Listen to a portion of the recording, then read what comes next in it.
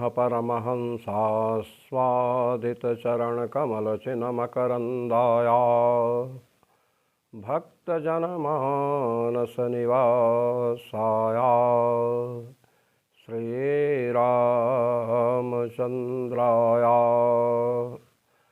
यत्र यत्र रघुनाथकीर्तनं तत्र तत्र कृतमस्तकाञ्जलिं बाष्पवारि परिपूर्णलोचनं मारुतिं नमत राक्षसान्तकम् सीतानाथसमारम्भां रामानन्दार्यमध्यमाम् अस्मदाचार्यपर्यन्तां वन्दे गुरुपरम्परां वन्दे गुरुपरम्परां सर्वेश्वर श्रीरघुनाथो विजयते तराम् प्राणगतेश्च। तृतीय अध्याय के प्रथम पाद का तीसरा सूत्र है। हम तदंतर प्रतिपत्ति अधिकरण में चल रहे हैं। इसके पहले चर्चा चली कि जीव जब इस शरीर को छोड़ करके शरीरांतर को धारण करता है तो वह पृथ्वी, जल, तेज, वायु, आकाश इन सूक्ष्म पंचभूतों के साथ जाता है अथवा इनके बिना जाता है। इस पर भगवान बादरायण ने तदंतर प्रतिपत्तौ रम्हति संपरिस्वक्तः प्रश्न निरूपणाभ्याम इस सूत्र के द्वारा यह बतलाया कि देहांतर की प्राप्ति करने के लिए जब जीव जाता है तो संपरिस्वक्तः भूत सूक्ष्म के साथ होकर के ही जाता है, क्योंकि छांदोग्य उपनिषद के पंचाग्नि विद्या में जिस प्रकार के प्रश्न और जिस प्रकार के उत्तर हुए हैं उनसे यह बात सुनिश्चित होती है। पंचाग्नि विद्या का निरूपण हमने पहले कर दिया है और यह भी बताया जा चुका है कि पंचम जो आहुति होती है उसमें जल पुरुष संज्ञा को प्राप्त होता है। प्रथम आहुति में श्रद्धा रूप को प्राप्त होता है। तो इससे यह सिद्ध हुआ कि जल जो सूक्ष्म जल है, सूक्ष्म भूत जल रूप भूत जो है उसके साथ जाता है। अब प्रश्न हुआ कि जल जो सूक्ष्म भूत जल है उसके साथ जाता है तो पृथ्वी, तेज इत्यादि के साथ जाता है, इसमें क्या प्रमाण है?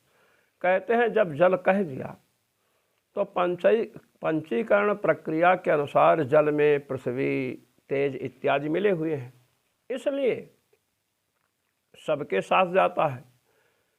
प्रधानता चूंकि जल की है इसलिए बताया गया कि जल के साथ जाता है। त्रयात्मकत्वात् तु भूयस्त्वात्, त्रयात्मक है जल, पृथ्वी, जल, तेज तीनों जल में हैं, इसलिए जल की अधिकता होने के कारण ही अप शब्द का पंचम्याम आहुता वापः पुरुष वचसो भवन्ति। पंचम आहुति में जल को पुरुष संज्ञक बताया गया कि पुरुष संज्ञा को प्राप्त करता है। अब यहाँ पर प्राणगतेश्चा तृतीय अध्याय के प्रथम पाद के तृतीय सूत्र के द्वारा भगवान कृष्णद्वैपायन व्यास क्या कहना चाहते हैं इसकी पीठिका भगवत्पाद श्री रामानंदाचार्य जी महाराज प्रस्तुत कर रहे हैं। आनंद भाष्य के द्वारा आनंद भाष्य का अध्ययन लें। इतोपि भूत सूक्ष्मैः सह गमनम उपपद्यते, इस कारण से भी, जिस कारण का हम उल्लेख या निर्देश बाद में करेंगे, इस कारण से भी यह सुनिश्चित होता है कि भूत सूक्ष्म पृथ्वी, जल, तेज, वायु, आकाश, ये जो 5 महाभूत हैं, इनका जो सूक्ष्म भूत है उनके साथ जीव का गमन होता है। यह बात उपपन्न हो रही है, सटीक बैठ रही है। कहे प्रमाण, कहे सुनिए। तमुत्क्रामन्तं प्राणोनुत्क्रामति प्राणमनुत्क्रामन्तं सर्वे प्राणा अनुत्क्रामन्ति। बृहदारण्यकोपनिषद 6ठे अध्याय का यह वाक्य है। इति तथा शरीरं यदवाप्नोति यच्चाप्युत्क्रामतीश्वरः गृहीत्वैतानि संयाति वायुर्गन्ध निवासयात्। ये भगवद गीता इति स्मृतेश्च। कहते हैं बृहदारण्यक उपनिषद और भगवद गीता, इन दोनों माने श्रुति और स्मृति, या श्रुतियों का, उपनिषदों का सारभूत जो भगवान श्रीहरि की श्रीमुख की वाणी श्रीमद् भगवद गीता है, इनके द्वारा भी यही सुनिश्चित होता है कि जीव देहांतर की प्राप्ति करनी हो तो स्थूल देह से निकलता है और सूक्ष्म भूतों के साथ जाता है। बृहदारण्यक उपनिषद के वाक्य को प्रमाणत्वेन प्रस्तुत किया। प्राणगतेश्चा, प्राण की गति जीव के साथ होती है। कहते कैसे? कहे तमुत्क्रांतम प्राणो अनुत्क्रामति। जब जीव का शरीर से उत्क्रमण अर्थात निष्क्रमण होता है, जब जीव शरीर से बाहर निकलता है, प्राणो अनुत्क्रामति, तो उसके साथ प्राण भी पीछे पीछे चलता है जीव के साथ। जब प्राण चलता है तो प्राणम अनुत्क्रामंतम सर्वे प्राणा अनुत्क्रामन्ति। जब जीव के साथ प्राण चलता है तो प्राण के साथ ही साथ जितनी इंद्रियां हैं वे सब चलती हैं। इति, ये बृहदारण्यकोपनिषद के द्वारा बात ज्ञात हुई। तथा शरीरं यदवाप्नोति यच्चाप्युत्क्रामति ईश्वरः। ईश्वरः माने जीवः, यहाँ ईश्वर का अर्थ जीव है, जिस शरीर को प्राप्त होता है। तो कर्म के अनुसार शरीर की प्राप्ति तो जीव को ही होती है। ईश्वर में अज्ञान है नहीं, तो ईश्वर अज्ञान के वश में नहीं है, तो ईश्वर कर्म क्यों करेगा? इसलिए मोहासक्त होकर कर्म ईश्वर कर नहीं सकता है। कर्म में ईश्वर की आसक्ति है नहीं, इसलिए ईश्वर शब्द का अर्थ क्या है? जीव। ईष्टे इति ईश्वरः, ईश ऐश्वर्य, कर्म करने में जिसकी सामर्थ्य हो। तो ईश्वर शब्द का अर्थ यहाँ क्या है? जीव। शरीरम यदवाप्नोति, जीव जिस शरीर को प्राप्त करता है, यच्चापि उत्क्रामति, और जिस शरीर का उत्क्रमण करता है अर्थात जिस शरीर को छोड़ता है। जिसको प्राप्त करेगा और जिस शरीर को छोड़ेगा। गृहीत्वैतानि संयाति, वह जीव इन सबको अर्थात इंद्रियों को, भूत सूक्ष्मों को लेकर के संयाति जाता है। वायुर्गंधा निवासयात्, जैसे वायु गंध को लेकर चलता है। जब हवा चलती है तो आप हम किसी बगीचे में हों, पुष्प का वृक्ष दूर है, फिर भी पुष्प की गंध वायु के माध्यम से आती है। तो वायुर्गंधा निवासयात्, वायु गंध को लेकर जाएगा। तो गंध का आधार क्या है? पृथ्वी। तत्र गंधवती पृथ्वी। अब गुण गुणी को छोड़ करके तो जा नहीं सकते हैं। गुण जो है द्रव्य को छोड़ करके, पृथ्वी को छोड़ करके गंध अन्यत्र नहीं रह सकता है। इसलिए वायु के द्वारा जब गंध का नयन अर्थात गंध को लाया जाता है तो गंध के साथ पृथ्वी के कण भी उसमें आते हैं। इति स्मृतेश्च, तो जैसे वायु गंध को लेकर जाती है, हवा गंध को लेकर जैसे जाती है साथ में, इसी प्रकार जीव जिस शरीर को प्राप्त करता है अथवा जिस शरीर को छोड़ता है, पहले शरीर को छोड़ता है उसके बाद शरीर को प्राप्त करेगा, तो गृहीत्वैतानि संयाति, तो इंद्रिय आदि को भूत सूक्ष्मों को लेकर जाता है। जीव का उत्क्रमण जब शरीर से होता है तो प्राण का उत्क्रमण होता है, प्राण भी उसके साथ जाता है और प्राण के साथ इंद्रियां जाती हैं। तो प्राण जो है यह शरीर के आश्रित है। जैसे अभी अपने लोगों की प्राणवायु चल रही है, श्वास प्रश्वास हो रहा है, तो शरीर है तब ना श्वास प्रश्वास होता है। तो जब शरीर छूटता है तो प्राण का उत्क्रमण होगा, तो प्राण का आश्रय तो पृथ्वी जल तेज वायु आकाश ये भूत है ना, पंचभूत पंचरचित अति अधम शरीरा। तो जब प्राण निकलेगा तो सूक्ष्म भूत यहाँ से निकलते हैं, स्थूल भूत तो ही रह जाते हैं। सूक्ष्म भूतों के साथ अर्थात सूक्ष्म भूत जिसके आश्रय हैं, ऐसा प्राण जब उत्क्रमण करेगा तो आश्रय के बिना तो नहीं जा सकता। जैसे गंध पृथ्वी के बिना नहीं जा सकती है, पृथ्वी का गुण है, पृथ्वी के आश्रित रहती है गंध, इसी प्रकार प्राण किसके आश्रित रहते हैं? पंचभूतों के आश्रित रहते हैं। तो जब जीव के साथ प्राण का उत्क्रमण होगा, प्राण साथ में जाएगा, तो प्राण का आधार कौन बनेगा? तो पृथ्वी जल तेज वायु आकाश ये सूक्ष्म जो पंचभूत हैं यही आश्रय बनेंगे, इनके साथ जाएगा, इंद्रियां जाएंगी। जीवोत्क्रमण काले मुख्य प्राण सहितानाम इंद्रियाणामपि तेन सह गतिश्रवणात् स्मरणाच्च। कहते हैं मुख्य प्राण के सहित इंद्रियों का भी गमन बृहदारण्यकोपनिषद में श्रूयमाण है, सुनाई देता है।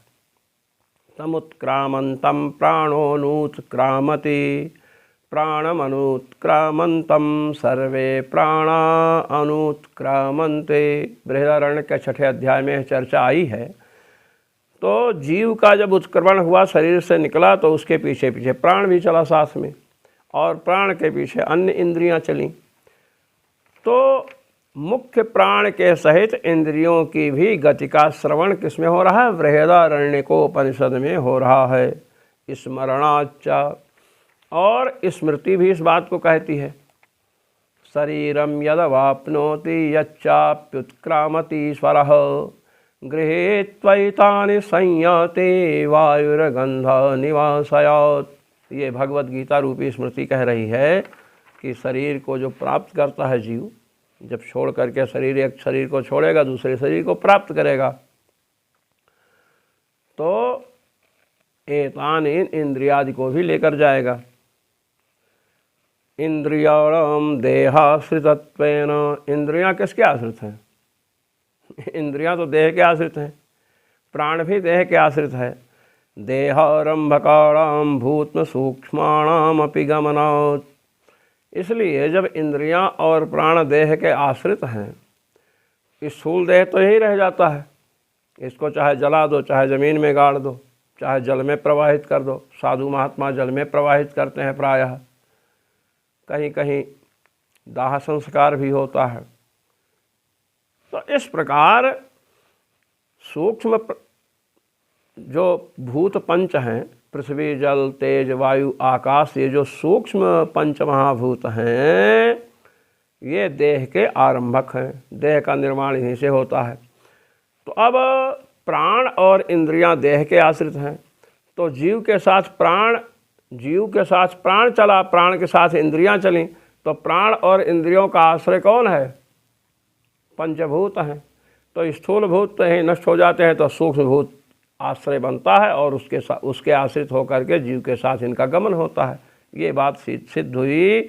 इसलिए देहारंभक कह रहे हैं मुख्य प्राण सहितानाम इंद्रियाणामपि तेन सह गति श्रवणात् स्मरणाच्च। मुख्य प्राण के सहित इंद्रियों की गमन भी जीव के साथ श्रूयमाण है।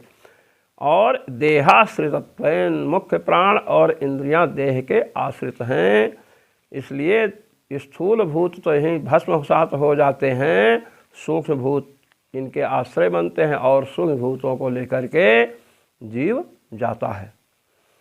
इसलिए क्या निकला, भूत परिस्वक्त एव जीवो रम्हति गच्छति। स्थूल भूत तो भस्म हो गए, सूक्ष्म भूत जो पृथ्वी जल तेज वायु आकाश है, जो सूक्ष्म भूत 5 हैं, इनके साथ ही, इनसे संयुक्त होकर ही जीव जाता है। अब यहाँ पर यह शंका की जाएगी कि भाई इंद्रियों के साथ जीव जाता है, आपने बृहदारण्यक का प्रमाण प्रस्तुत किया,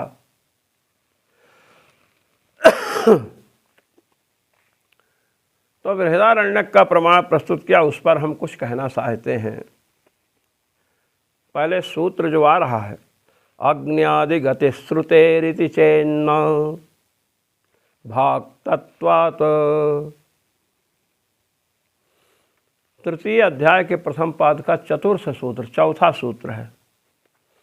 इस सूत्र का अवतरण क्यों हुआ, इस पर भगवत पाद श्री स्वामी रामानंदाचार्य जी महाराज कह रहे हैं शंका, इसकी भूमिका सूत्र क्यों उपस्थित किया गया भगवान कृष्णद्वैपायन व्यास जी के द्वारा, इसकी पीठिका प्रस्तुत करते हुए कहते हैं, ननु यत्रास्य पुरुषस्य मृतस्य अग्निं वा गप्येति वा तम प्राणश्चक्षुरादित्यम। बृहदारण्यक का वाक्य है 5वें अध्याय का। इत्यादिना वागादीनाम अग्न्यादिशुलयस्य श्रवणात् तेषां मरण काले जीवेन सह गतिर्नोपपद्यत इति चेत। शंका किया कि आपने कहा कि बृहदारण्यक में आया है, तमुत्क्रामंतम प्राणोनुत्क्रामति, जीव का जब शरीर से उत्क्रमण हुआ, निष्क्रमण हुआ, निकला, तो प्राण भी उसके साथ निकला। प्राणम अनुत्क्रामंतम सर्वे प्राणा अनुत्क्रामंति, जब मुख्य प्राण निकला तो उसके साथ साथ संपूर्ण इंद्रियां भी निकली। अब आपने ये प्रमाण प्रस्तुत करके कहा कि चूंकि प्राण और इंद्रियों का आश्रय पंचभूत हैं, तो स्थूल भूत तो यहीं दिखाई पड़ते हैं, रह गए, शरीर को जला देते हैं। तो सूक्ष्म जो पंचभूत हैं उन वे आश्रय बनते हैं मुख्य प्राण और इंद्रियों के, और ऐसी स्थिति में जीव भूत सूक्ष्म के साथ जाता है, सिद्ध होता है। हम यहाँ पर आपकी बात काट रहे हैं, क्या बृहदारण्यक का ही हम प्रमाण दे रहे हैं और कहीं नहीं जा रहे हैं। और उसके पहले ये चर्चा आई है 5वें अध्याय में, यत्रास्य पुरुषस्य मृतस्य अग्निम वाग अप्येति। जब यह पुरुष मरता है, प्राणी मरता है, पुरुष का जीव है, जब यह जीव मरता है, शरीर छोड़ता है, तो मृत जो पुरुष है उसकी जो वाक है, वाणी, अग्निम अप्येति, अग्नि को प्राप्त होती है। वाग इंद्रिय किसमें मिल गई, अग्नि में। वातम प्राण, प्राण वात को अर्थात वायु को मिल गए, वायु में लीन हो गए। चक्षुरादित्यम, नेत्र जो है वह आदित्य को, सूर्य को मिल गया, अर्थात सूर्य में लय हो गया। तो इस प्रमाण के द्वारा वाग आदि जो इंद्रियां हैं उनका अग्नि आदि में, अग्नि में, वायु में, सूर्य आदि में लय सुनाई देता है। तो जब वाणी का, प्राण लय हो गया वायु में, तो प्राण कैसे जाएगा जीव के साथ। और चक्षुरेंद्रिय आदित्य में लय हो गई सूर्य में, तो चक्षुरेंद्रिय कैसे जाएगी।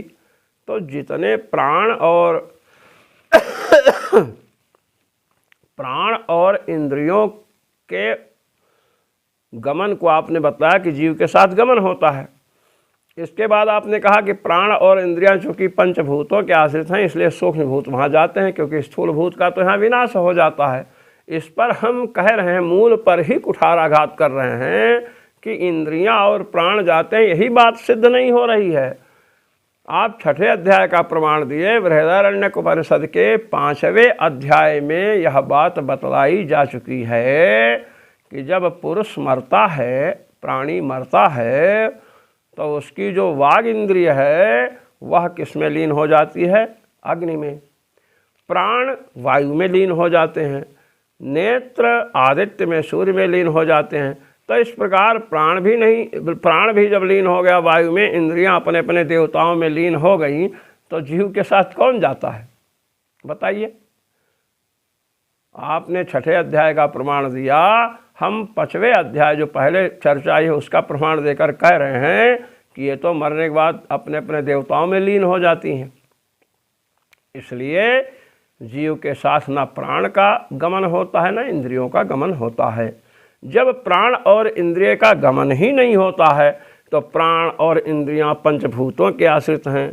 प्राण और इंद्रियों का जीव के साथ गमन होता है, इसलिए उनका आश्रय जो पंचभूत है, सूक्ष्म भूत, वो भी जाएगा। ये आपने जो कहा है बात तो कट गई। जब प्राण और इंद्रियां ही नहीं जाती, हमने सिद्ध कर दिया प्रमाण से, तो भूत सूक्ष्म उसके आश्रय के रूप में कैसे जाएगा?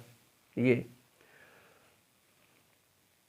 मरण काले जीवेन सह गतिर्नोपपद्यत इति चेत, कहते ना, क्या ऐसी बात नहीं है। पहले उपनिषद के अर्थ का विचार करिए। केवल गप से बोल दिए, टप से सिद्ध हो गया, ऐसा नहीं होता है।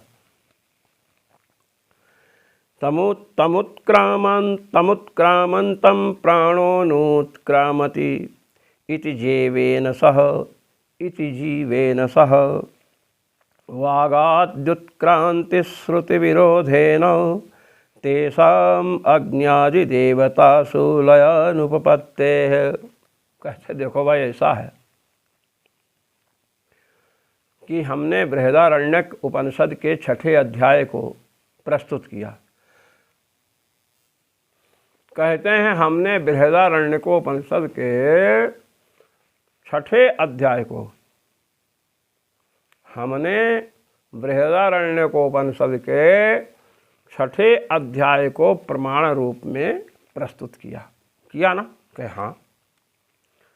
और उसमें बतलाया गया है तमुत्क्रामन्तं प्राणोनुत्क्रामति, जब जीव का शरीर से निष्क्रमण होता है तो उसके पीछे पीछे प्राण भी चलता है।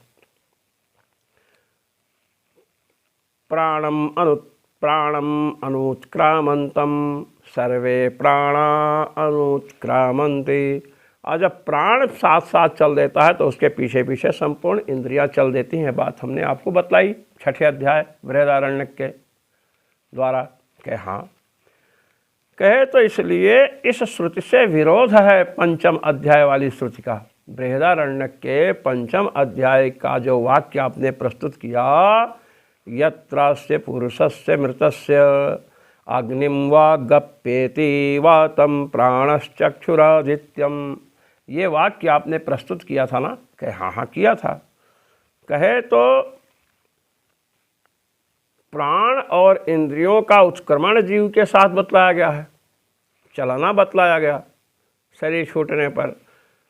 और वहाँ पर कह रहा है इंद्रियां लय हो जाती हैं, प्राण वायु में लय हो जाता है। तो परस्पर श्रुतियों में विरोध हुआ कि नहीं? कहे हुआ। कहे विरोध हुआ, इसलिए वहाँ जो कहा गया है कि वाणी जो है अग्नि में लीन हो जाती है, प्राण जो है वायु में लीन हो जाता है, चक्षुर इंद्रिय आदित्य में लीन हो जाती है, तो वो श्रुति क्या है? गौण है। क्योंकि इस श्रुति से विरोध हो रहा है, इसलिए वह गौण है। वही कह रहे हैं, लय नहीं बतला सकती, लय बतलाने में तात्पर्य नहीं है। तथा च यत्रास्य पुरुषस्य अग्निम वागप्येति इत्यादि श्रुतेरभाग तत्वावगमात्। ये श्रुति क्या है? भाक्त है, गौण है, क्योंकि उत्तर वाक्य से इसका विरोध हो रहा है। तो वाह, बड़े विलक्षण आदमी हैं आप। अरे आप कहोगे परस्पर विरोध होने से हमने जो श्रुति प्रस्तुत किया कि मृत पुरुष की वाग इंद्रिय अग्नि में लीन हो जाती है, प्राण वायु में लीन हो जाते हैं, और चक्षुर इंद्रिय आदित्य में सूर्य में लीन हो जाती है, इस श्रुति को आप कह रहे हो कि छठे अध्याय की श्रुति जो प्राण और इंद्रियों का गमन जीव के साथ बता रही, उससे विरोध होने से श्रुति गौण है। अरे हम कह रहे हैं कि हमारे श्रुति से विरुद्ध होने के कारण उसी श्रुति को गौण क्यों न मान लीजिए।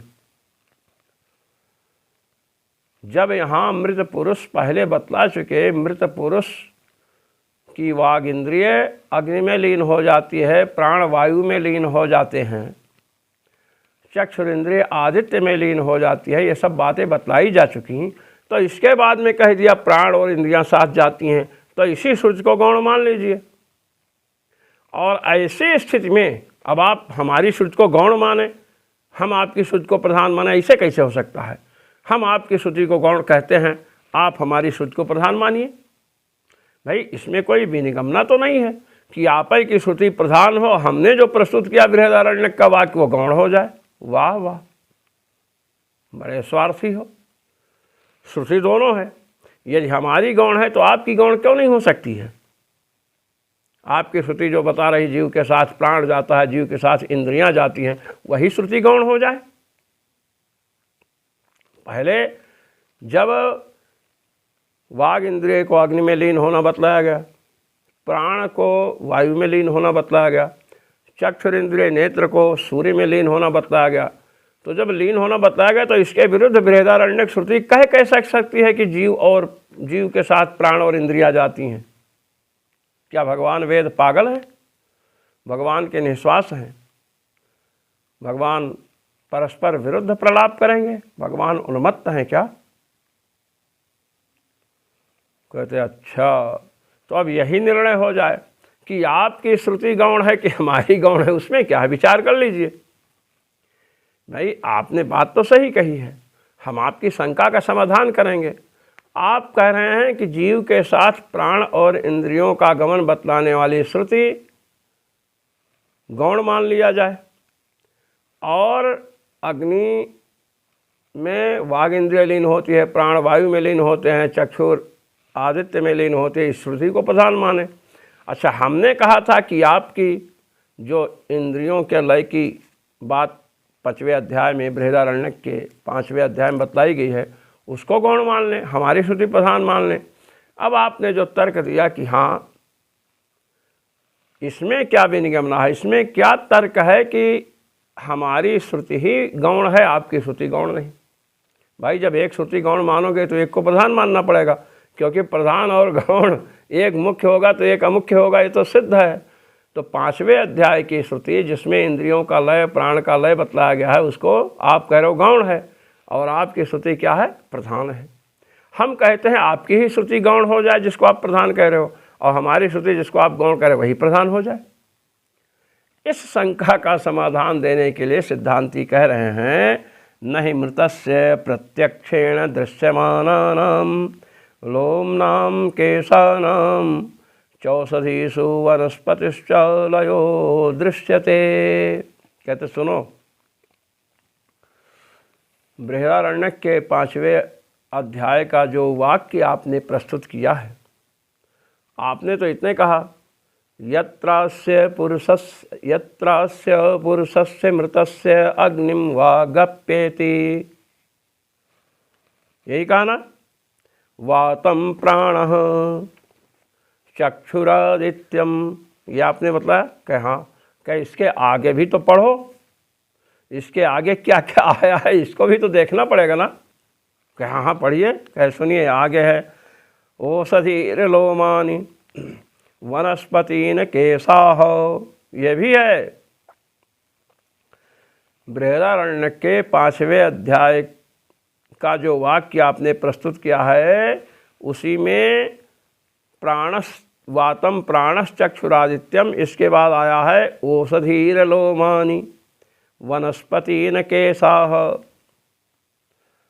लोमानि औषधि, जो पुरुष के रोए हैं ना, लोम रोए होते हैं ना शरीर में, वे औषधियों में प्रविष्ट हो लय हो जाते हैं। वनस्पतीन केशाः, और जो केश है ना बाल, वो वनस्पतियों में लय हो जाते हैं। कह हाँ आया है। कह बाप बतलाओ, जब पुरुष मर जाता है तो उसके जो रोए हैं शरीर के, वो आपको दिखते हैं कि नहीं? कह दिखते हैं। क्या तो वो औषधि में लीन हुए? भाई बृहदारण्यक के उस वाक्य में तो औषधीर लोमा औषधीर लोमानी वनस्पतिन केशाः, केश वनस्पति में लीन हो जाते हैं। तो केश रहते हैं कि नहीं? जब जलाते हैं चर्चा चर्चर होता है कि हाँ केश तो कही के बताओ, आप तो कह रहे हो वो श्रुति प्रधान है, लय परक है, तो बतलाइए उसमें लोम को, रोमों को औषधियों में लीन होना बतलाया गया, लय होता है? बोलिए आप। अब महाराज पूर्व पक्षी का हृदय कांपने लगा, क्योंकि रोए तो दिखते हैं। वनस्पतिन केशाः, केश बाल बाल जो हैं वनस्पति में लीन हो जाते हैं, होते हैं? बोलिए महाशय। तब कहा कि नहीं। कहे तो फिर जब ये नहीं होते हैं तो इसको आप क्या मानोगे कि लय का जो प्रतिपादन हो रहा है वो गौण है कि नहीं? आप ही बतलाओ। मुख्यार्थ आप लेंगे इसका कि लय हो जाता है, प्रत्यक्ष विरुद्ध अर्थ को करेंगे आप? नहीं। श्रुति सहस्रैरपि घटः पटयितुं शक्यते, हजारों वेद मिल जाएं और घड़े को कपड़ा बताएं तो घड़ा कपड़ा बन जाएगा क्या? कहे नहीं बनेगा। कहे बस रोए औषधियों में नहीं मिलते हैं और केश वनस्पतियों में नहीं मिलते हैं, इसको आपको लय नहीं हो रहा है मानना पड़ेगा। ऐसे ही तो लय नहीं हो रहा है तो मानना पड़ेगा। गौण मानोगे ना कि मुख्य मानोगे? बोलो। कहा गौण मानेंगे। तो कहे जब उसको गौण मानोगे तो ये जो है अग्निम वागप्येत, इसको भी गौण मानिए, क्योंकि आगे से विरोध हो रहा है। जैसे प्रत्यक्ष से, प्रत्यक्ष प्रमाण से विरोध उपस्थित हुआ, रोमों को हम देखते हैं मरने के बाद रोए भी रहते हैं, केश भी रहते हैं। रोए ना औषधियों में मिलते हैं और न केश वनस्पतियों में मिलता है। प्रत्यक्ष से विरोध हुआ, इसलिए ना आप इस अंश में गौण मानोगे? कहे हाँ। कहे इसी प्रकार अग्निम वागप्येत, अग्नि में वाग इंद्रिय मिल गई, वातम प्राण, वायु में प्राण मिल गया, चक्षुरादित्यम, चक्षुरेंद्रिय आदित्य में सूर्य में मिल गई। ये जो अर्थ लय वाला करोगे इसमें भी तो श्रुति से विरोध हो रहा है। जैसे प्रत्यक्ष प्रमाण से विरोध हुआ, यहाँ शब्द प्रमाण से विरोध है। भगवती बृहदारण्यक आगे कह रही हैं तमुत्क्रामंतम प्राणोनुत्क्रामति, प्राणम अनुत्क्रामंतम सर्वे प्राणा अनुत्क्रामंति। जब जीव शरीर से निकलता है तो उसके पीछे पीछे प्राण चलता है। जब प्राण वायु में मिल जाएगा तो क्या पीछे पीछे चलेगा? बतलाओ। और इंद्रियां यदि अपने अपने देवताओं में मिल जाएंगी तो इंद्रियां प्राण के साथ कैसे चलेंगी, कैसे निकलेंगी? इसका मतलब जैसे प्रत्यक्ष प्रमाण से विरोध होने पर आपने रोमों का लय औषधियों में नहीं माना, केशों का लय वनस्पतियों में नहीं माना, प्रत्यक्ष प्रमाण का विरोध होने से। इसी प्रकार शब्द प्रमाण जो पूर्व में 6ठे अध्याय का बृहदारण्यक वाक्य है, उससे विरुद्ध होने के कारण चक्षुआदित्य में मिल गया, प्राण वायु में मिल गया, इसको भी आप मुख्य नहीं मान सकते हैं। अब इस पर जो है पूर्व पक्षी सहमत हो गया कि भाई बात आप सही कहे, आपने तो मेरी आंख खोल दी। वही बतला रहे हैं, न हि मृतस्य प्रत्यक्षेण दृश्यमानानां लोमनां केशानां च औषधिषु वनस्पतिश्च लयो दृश्यते। कहे प्रत्यक्ष दृश्यमान रोए, केश, इनका न तो औषधियों में लय होता है न केशों का वनस्पतियों में लय होता है। इसलिए वहाँ पर क्या करना पड़ेगा? अतो अग्न्यादिषु वागादिलय श्रुतेः औपचारिकत्वम्। इसलिए अग्नि आदि में जो वागादि इंद्रियों के लय की श्रुति है वो क्या? औपचारिक है, माने गौण है। ये बतलाया गया। कहे वाह भाई। कहे हाँ। अब कह रहे हैं कि प्रथमे अश्रवणादिति चेन्न ता एव उपपत्तेः। ये तृतीय अध्याय के प्रथम पाद का 5वां सूत्र है। इस सूत्र की भूमिका क्या है, इसे भगवत्पाद श्री स्वामी रामानंदाचार्य जी महाराज प्रस्तुत कर रहे हैं। प्रथमे द्युलोकाख्याग्नौ अपाम आहुतेः अश्रवणात् किंतु तस्मिन् अग्नौ देवाः श्रद्धां जुह्वति इति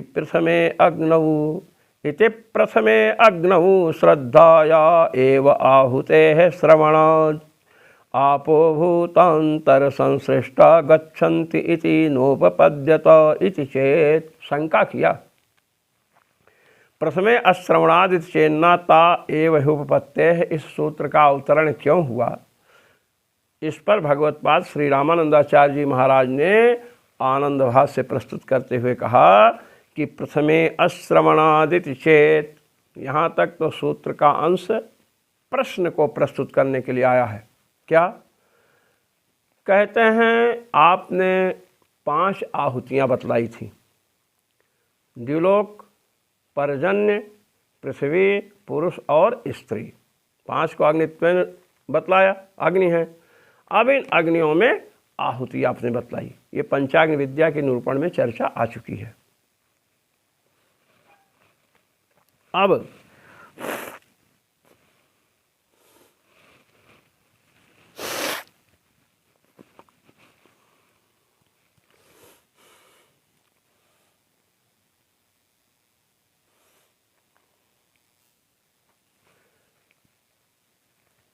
पांच प्रकार की अग्नियाँ आपके सामने, द्युलोक, पर्जन्य, पृथ्वी, पुरुष और स्त्री, 5 प्रकार की अग्नियाँ बतलाई गई और उसमें आहुतियों का निरूपण हो चुका है।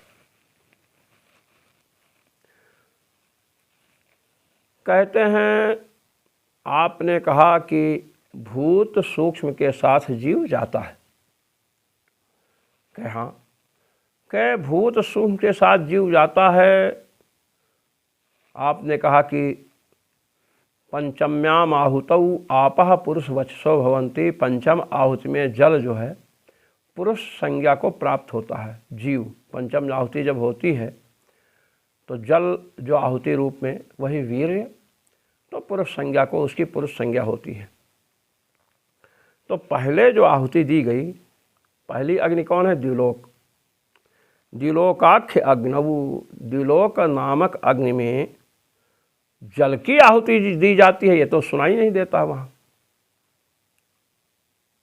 ननु, हाँ कहते प्रथमे द्युलोकाख्याग्नवु अपाम आहुतेः अश्रवणात्।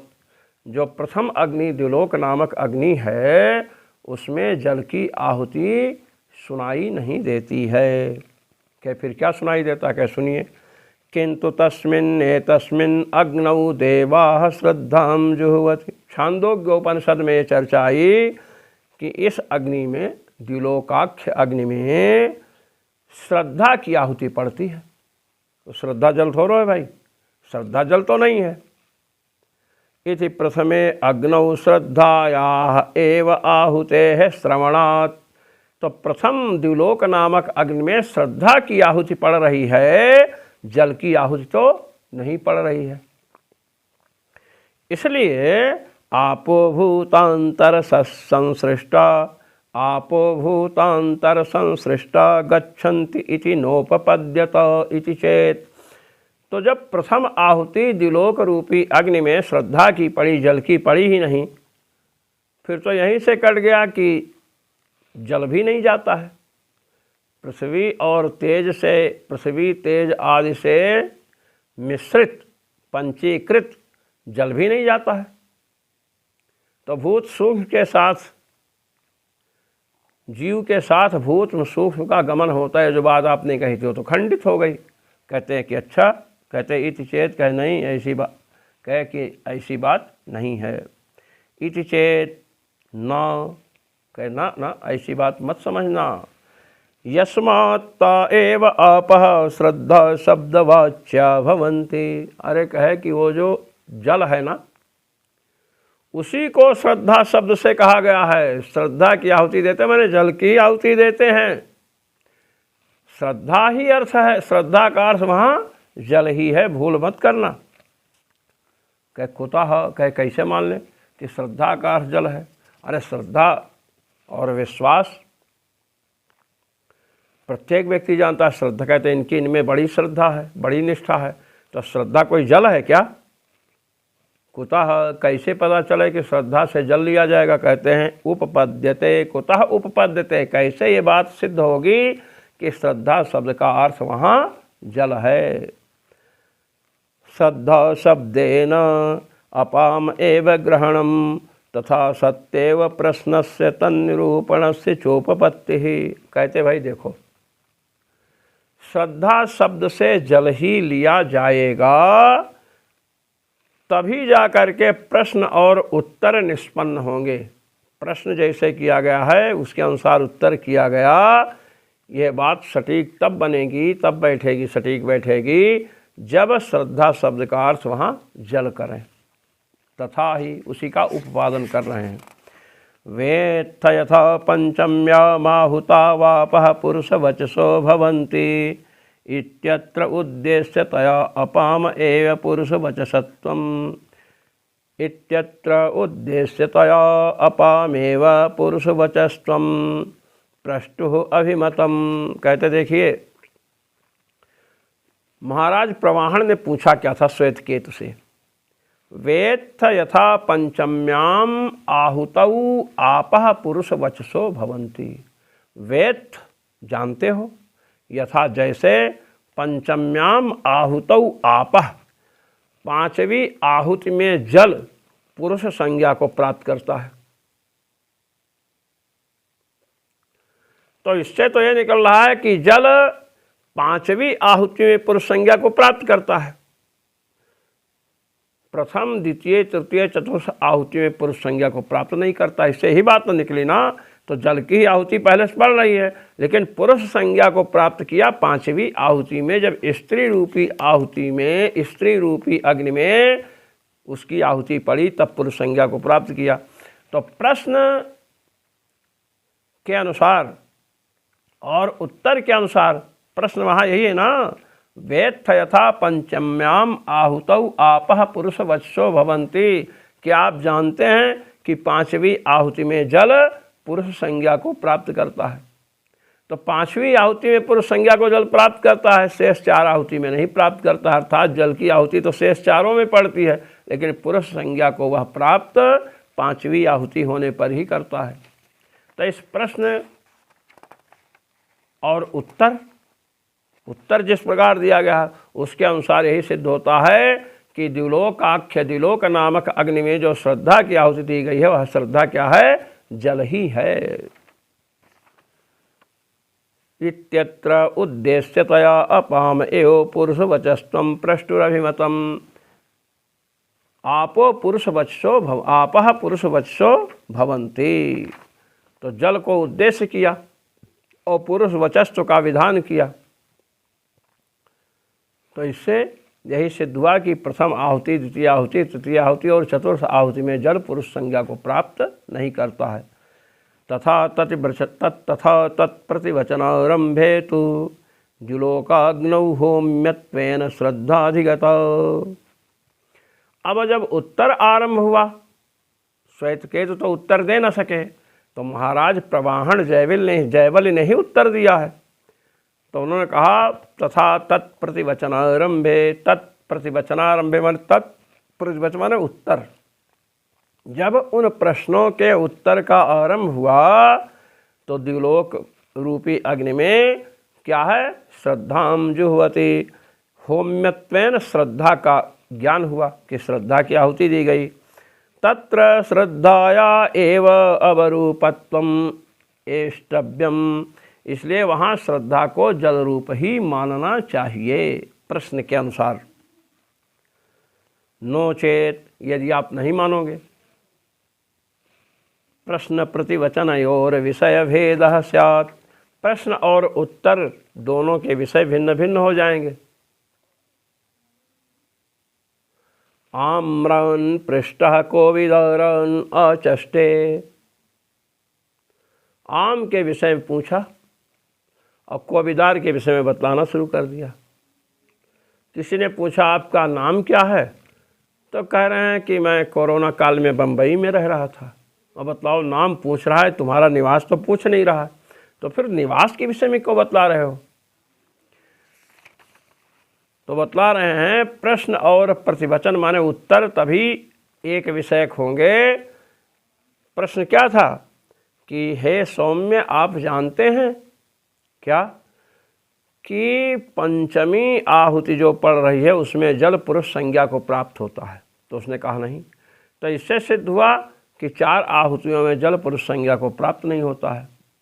तो अब श्रद्धा सबसे जब जल को लेंगे तभी नहीं कहेंगे श्रद्धा का हम की आहुति पड़ी, फिर इसकी, फिर उसकी, फिर 5वें में जो उसकी आहुति पड़ी वीर रूपी जल की, तो क्या हुआ? पुरुष संज्ञा को प्राप्त हुआ। कहे कि आप जबरदस्ती हमको मनवा रहे हैं, तर्क वितर्क करे, कोई ऐसा प्रमाण दीजिए कि हृदय हमारा स्वीकार कर ले। कहे कि वो भी देते हैं। पहले तो हम समझ रहे थे आप बहुत बड़े तार्किक होंगे, इसलिए हमने तर्क इत्यादि को कि विषय भेद न हो ये सब बतलाया। वैसे भी कोई बहुत बड़ा तर्क नहीं है भाई, जैसा प्रश्न हो उसके अनुसार ही उत्तर होता है। श्रद्धा व आपः इति श्रुतेः श्रद्धा शब्देन आप एव उच्यन्ते। श्रद्धा व आपः, ये देखिए, श्रद्धा व आपः, श्रद्धा को जल कहा गया। तो इस श्रुति से श्रद्धा से जल कहा जा रहा है। तो श्रद्धाम जो से जल की आहुति पड़ रही है, ये मानने में आपको क्या परेशानी? कहे हाँ, ये बात आपने ऐसी कही जो मेरे हृदय में बैठ गई। श्रद्धा व आपः, श्रद्धा को जल कहा गया है, इसलिए श्रद्धा वहाँ जल स्वरूपिणी है। तथा च भूत सूक्ष्म संपरिस्वक्त एव गच्छति। क्या इससे निकला क्या? क्या इससे यह सिद्ध हुआ कि श्रद्धा प्रथम द्विलोकाग्नि में श्रद्धा अर्थात जल की आहुति पड़ी, तो अब जल की आहुति पड़ी तो पंचम आहुति में जल जो है पुरुष संज्ञा को प्राप्त होता है, तो अब प्रश्न और उत्तर बन जाएंगे। इसलिए जिस शरीर को प्राप्त करना होता है तो सूक्ष्म भूतों के साथ जीव वहाँ जाता है। ओम पूर्णमदः पूर्णमिदं पूर्णात् पूर्णमुदच्यते पूर्णस्य पूर्णमादाय पूर्णमेवावशिष्यते। ओम शांति शांति शांति। श्री रघुनाथो विजयते तरम। जय श्री राम।